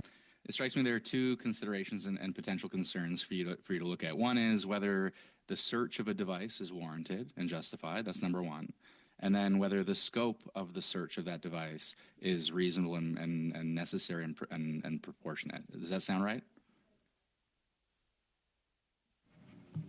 Okay, so that being the case, the departments that have deployed this technology, you said one of the 13 hasn't, but the departments that have and the agencies that have, how many times has it been used? How many times has it been used? I might need to get that detailed information for you. I think some of them have said just on a handful of occasions. Others, I don't think have specified. So I don't have these specific details. I can see if we can provide that subsequently. Okay, and then subsequent to that, how many times has it been used absent judicial authorization? So a number of the instances that you're suggesting, whether it's fisheries or the RCMP, it sounds to me like it's not actually about employees. It's about pursuant to investigations, potentially same with the CRA. So it strikes me that where it's an investigatory body that has due process wrapped around their other investigatory mechanisms, probably this flows within that other due process, and you'll do your work on the privacy end. But I'd be a little bit less concerned if there's sufficient due process already baked into the consideration. Whereas if it's used for other reasons, non-investigatory, pursuant to an act, pursuant to existing due process, we might have concern. Does that sound right? Yes, and that's one of the things that I would look at also in the context of a privacy impact assessment, getting those details. Correct. What's the context? Correct. What are the safeguards?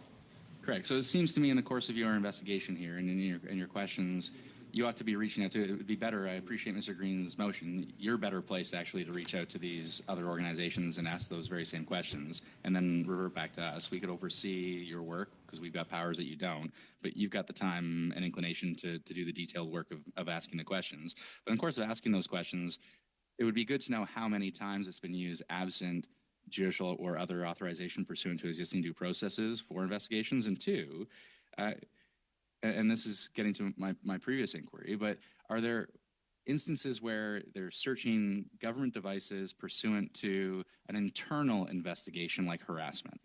And that's another category that makes a lot of sense to me that it would be used for. Now, you get to the subsequent concerns around scope of search, and you will want to inquire as to scope of search.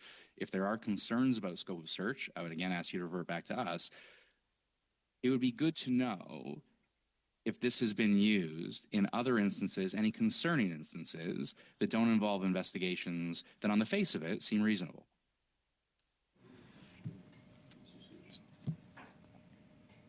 And my last question, and you'll get back to us on number of uses. I mean, on the scope of search, as you look to privacy impact assessments and working with these agencies on privacy impact assessments, it would probably be good, and let's take the concern that Mr. Barrett raised about the difference between a government device and the cloud. Fair point. Now, your point back, rightly, is one has a reasonable expectation in one's privacy, and one has different expectations of privacy in different material. And one protects that reasonable expectation of privacy with the bounds of necessity and proportionality. So I would be very interested to know if departments in the course of their investigation have gone beyond the bounds of necessity and proportionality. Are they searching the cloud unnecessarily in the course of a harassment investigation? Are they searching in health info? I mean, it's a theoretical concern at this committee. Did it actually happen? And if you could come back to this committee based upon your investigation with real concerns identified, it would be appreciated. Thank you. I've taken note of all those elements, and we will follow up and report back to you. Thank you. Thank you, Mr. Dufresne, Mr. Erskine-Smith. Prochaine, on va à Monsieur Villemure. Next question, Mr. Villemure for 2.5 minutes. Thank you very much, Mr. Chair. We heard a lot of recommendations today, and we will take them into consideration. If we look forward, what can we expect? What have we not yet seen that we should focus on at the committee in order to better foresee what is coming? Because things have been going very rapidly, and it always feels like we're a step behind, or perhaps multiple steps behind. But if we wanted to get ahead of the issues, what would your recommendations be? When we published our strategic plan last week, that I will of course send to the committee, we talked about our 3 strategic priorities. The first was to modernize and maximize the ability of the office, perhaps with the new legislation or with other means, so that we can protect privacy. Secondly, technology, being a step ahead of technology, or at least keeping step with technology, and that's a big challenge. And technology is increasingly used. People like it, they see the benefits, and we need to ensure that privacy is taken into account. Privacy of children as well, which has impacts on mental health, on their reputation, on their data. And there is work to do on that, and we will focus on those elements. Internationally, it's still a talk about sharing data and protecting data, but I think that in focusing on technology and trying to anticipate the use of technology, and while focusing on children and their privacy, we'll be able to focus on the future, and that's why we are focusing on those elements. But we are also open to recommendations from the committee on any issues that you would like us to focus on. But for us, the main themes are that we want to benefit from technology, and it has so many uses in sports, in music, in art. But I don't want Canadians to have to make a choice between using technology and renouncing their privacy. I don't want the burden to be on individual Canadians. I want them to know that institutions are there to protect them. Mr. Villemure, I think that Mr. Green will be giving you your time, correct? So you have another 2.5 minutes. How do you remain aware? Do you go to conventions in Las Vegas? We participate in different events in Canada and abroad. There are events on privacy that are organized with industry as well, and they share their products. We have a tech lab that stays aware of new evolutions in technology. We don't want to be there to just say, don't touch technology, it has an impact on privacy. We also want to be able to use technology responsibly so that we can say, it can be done. Here's how we use this technology, and here's how we do it while respecting privacy. And so you don't have any excuse to not respect privacy because we know that it can be done. We won't be only saying what needs to be done, we'll be showing how to do it. And when we talk about children, we want to prevent any abuse and injury and harm. But for a young person where a photo was shared by his mother, privacy is a little bit murky. And for a lot of young people, they'll often say they don't have anything to hide, but that's not the case. What do we need to educate the next generation so that they understand the importance of privacy and the value of privacy? I think that you're right. Young people know technology very well, much more than the less young people. But we need to raise their awareness, not only for young people, but for their parents. Because you're right. Often it's parents that will be sharing information on social media, and then the children are stuck with the impact of that. And so the legal system needs to be ready to protect their information. We need to have these talks. We could work with schools. I would want there to be mandatory classes on privacy. That's, of course, a provincial jurisdiction, but we work with our colleagues, and we shared a statement on the privacy of youth while working with government, industry, educators, and we are focusing on this.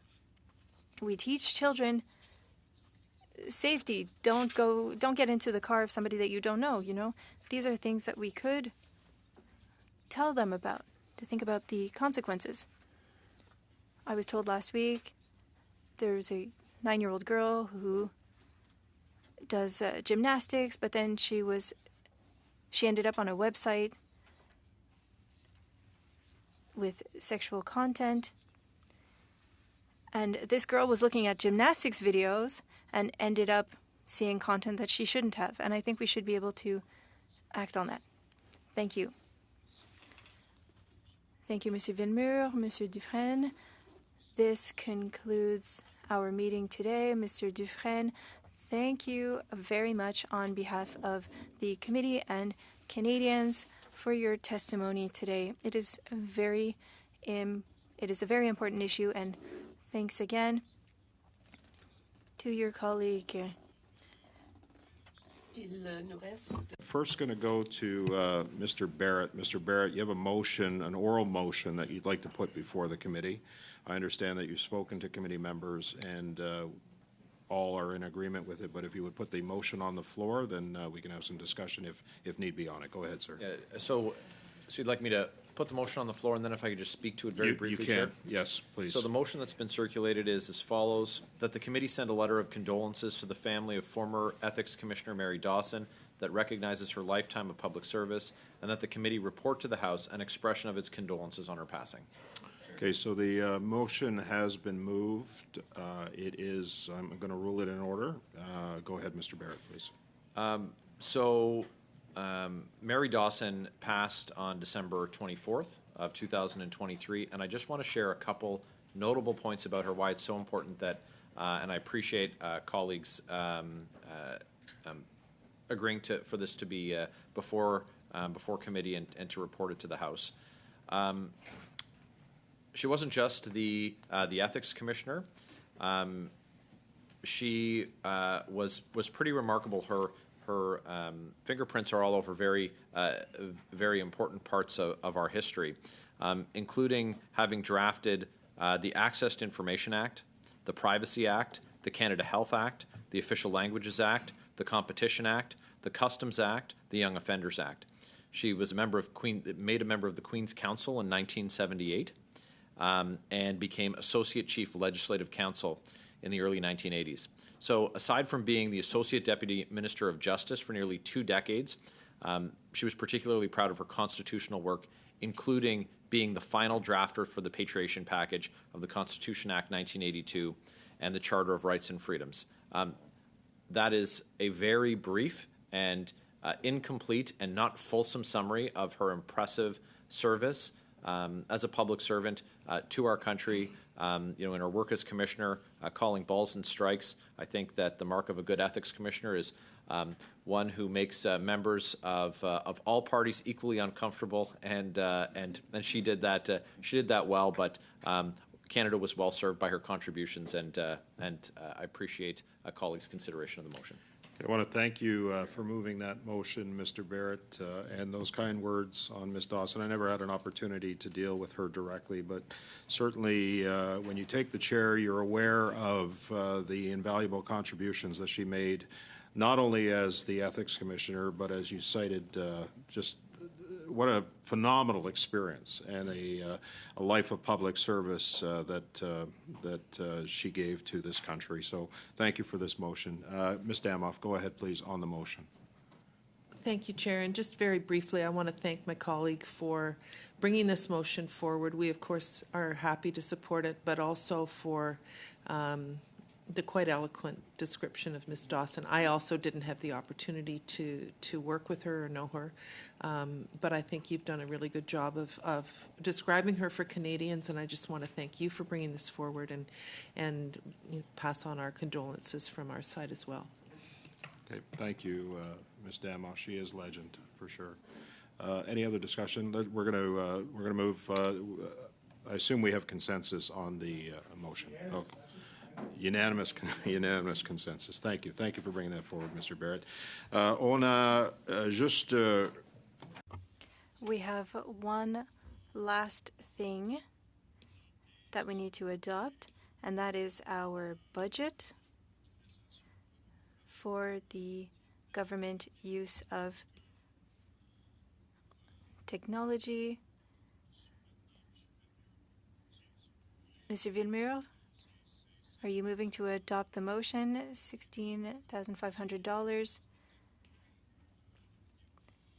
for video conferences, other expenses.